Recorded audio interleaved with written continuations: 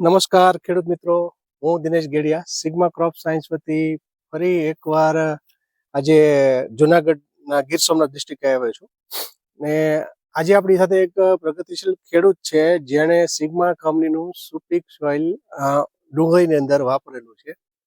તો આજથી 8 થી 10 દિવસ પહેલા એને યુઝ કર્યો. એની મરચીનો પ્લોટ પણ છે, અમે ત્યાં પણ આજે વિઝિટ લેવાના છીએ. બહુ સારા રિઝલ્ટ બંનેમાં ખેડૂત સ્વીકારે છે. શું ફરક પડ્યો ખાલી એના સાથે ચર્ચા કરશું કે તમને શું આમાં કઈ રીતે રિઝલ્ટ દેખાણું, આપણે એની ચર્ચા કરશું. તમારું વડીલ નામ આપો ને આખું. મારું નામ સોલંકી હેપીભાઈ, સોલંકી હેપીભાઈ, બરાબર. આ ગામ કયું લાગે આપણે? ભાલપરા ને ગીર સોમનાથ ડિસ્ટ્રિક્ટ. બરાબર. હવે ડુંગળીની અંદર આપણે જોયું, આ બધી તમે ડુંગળીની અંદર લાવ્યા ને સુપીક સોઇલ પાયું, તો શું એમાં ફરક શું દેખાણો તમને? ગ્રીનરી સારી છે, બરાબર. પાન નવા સારા કાઢે.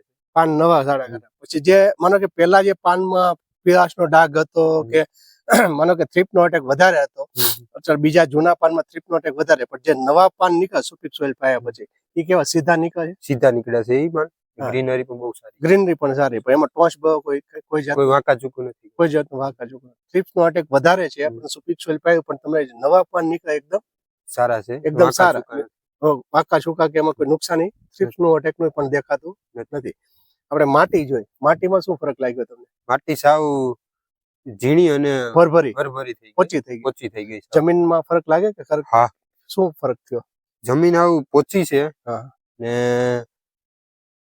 સારી લાગે, ભરભરી. આપણે દેશી ખાતર ભર્યું એવું લાગે. દેશી ખાતર ભરીને પોચી થાય એવું લાગે. ખેડૂતોને અભિપ્રાય આપવો હોય તો સુપીક સોઇલ બાબતે કેવું લાગે પ્રોડક્ટ? ખરેખર વાપરા જેવી છે સુપીક સોઇલ, વપરાય.